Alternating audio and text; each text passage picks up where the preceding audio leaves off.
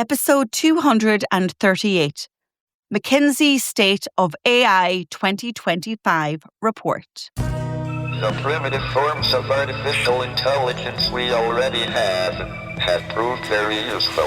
AI is a golden opportunity. How do we ensure that this technology is regulated? The long arc of technological history is now in an extraordinary new phase. The AI 6 podcast with Joanne Sweeney. The McKinsey State of AI 2025 report is out. This year's findings reflect on an AI landscape not just on the rise, but transforming organisations at their core. Hello and welcome back to AI 6, the podcast that brings you AI updates, legislative requirements, news, tools, and all things ever changing. Because, my friends, it never stops. And this is the gift that I gave to myself this year when I launched AI 6 in February. And it's helping me keep you updated, but it's also helping me really embed into the world of AI. If you've been a long-time listener, thank you so much. If you're new to the podcast, well, you're very welcome. And I hope you stick around for 6 minutes a day and for our long listens on Saturday. We have over 200 episodes in the back catalogue. So if you've just joined us, go ahead and tune in. So back to today's episode topic. Each year, McKinsey, the consulting firm, surveys hundreds of executives and leaders from companies worldwide to map how AI is affecting business, the economy, and the workforce. The 2025 edition is based on feedback from industries and regions, giving us a front seat into how AI, and especially generative and agentic AI, has moved from pilot projects to being at the heart of business strategy. And if you are an avid listener to this podcast, you will hear me talk about the 3 levels of AI. We have AI tools, AI assistants, and agentic AI. And people have really been maturing their use and how they're testing AI in 2025. Here are some of the key findings from McKinsey's report. Adoption rates are soaring. Nearly 90% of companies are now using AI in at least one function. Generative AI has become one of the fastest adopted technologies ever, deployed in a wide array of business applications, from customer service chatbots to strategy. Agentic AI is now mainstream. McKinsey reports that 62% of organizations are experimenting with these autonomous AI agents, handling everything from IT support to knowledge management. But a divide is emerging.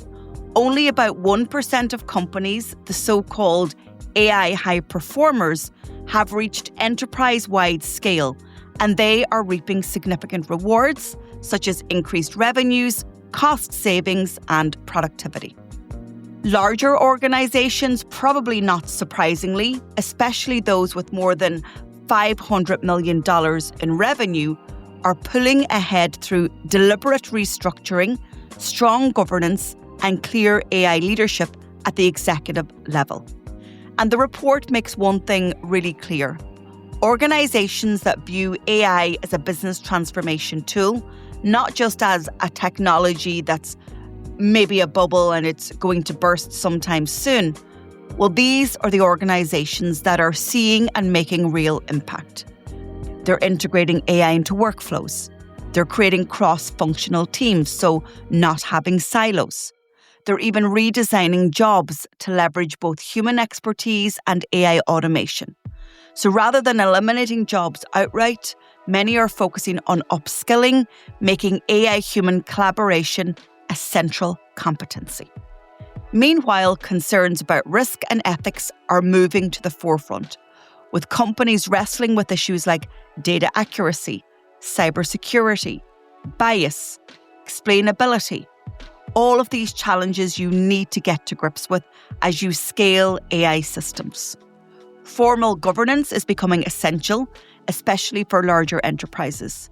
But perhaps the biggest surprise is how quickly the AI gap is growing. Despite broad adoption numbers, only a select group of companies are mastering AI at scale. These firms are not just dabbling, they're rewiring and creating almost AI-first organizations, putting it into their operations, reaping the benefits, and then scaling again. So while many are stuck in pilot mode, struggling to unlock full value, organizations that are winning are scaling the benefits of AI. I guess another surprise is the speed of generative and agentic AI adoption. In just over 2 years, these technologies went from emerging trends to being central nearly in every sector. And while workforce upheaval is real, more organizations are restructuring rather than simply cutting staff, which is good news, and they're refocusing on strategic, creative, and analytic roles while routine tasks shift to AI. It's really clear from this report that AI adoption is growing. We've already known that AI is mainstream, but companies are making their decisions based on AI integrations, and staff need to adopt and embrace it. And I've always said, and this is one of the reasons that I created this podcast, it is my gift to you. If you want to stay relevant, if you want to get ahead, if you want to be somebody who is priming yourself for career progression in the AI age, then you've got to have the knowledge and begin the practice of AI adoption. So, according to McKinsey's 2025 State of AI report, the future of AI is now a story about operational change, it's about leadership, and it's about pace. The winners will be those who not only implement AI, but adapt their cultures, their workflows, their staff, empower them with AI literacy and practice to harness AI's full power. We have left the era of experimental AI. We're now into operational integration, where we are measuring the impact of AI for ourselves in our own organizations. Transformation is alive and well. I'd love to hear your AI impact stories. Please come and join me on the podcast AI6 for a long listen conversation. These go out on Saturdays. If you enjoyed this show, please share it with a pro that you know.